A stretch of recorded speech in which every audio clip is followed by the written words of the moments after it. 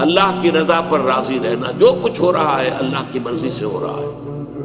ہمارے والد صاحب ایک واقعہ سنایا کرتے تھے، ایک تھے اللہ کے بندے ولی اللہ صوفی عبدالصمد خان صاحب، جنہیں حضور جی کہا جاتا تھا۔ ان کے 2 جوان بیٹے تھے، ایک ہی دن میں دونوں فوت، انتہائی خوبصورت۔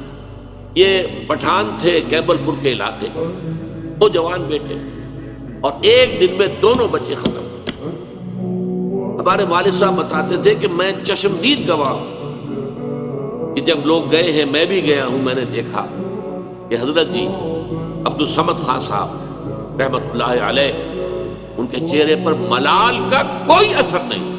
لوگ کہتے تھے حضور بڑا افسوس ہے۔ بھائی وہ افسوس کا ہے، اللہ کا مال تھا، اللہ نے لے لیا۔ اللہ کچھ دے دے تو اترایا نہ کرو، کچھ چھین لے تو افسوس نہ کیا کرو۔ اللہ نے چھینا ہے، کوئی حکمت ہوگی۔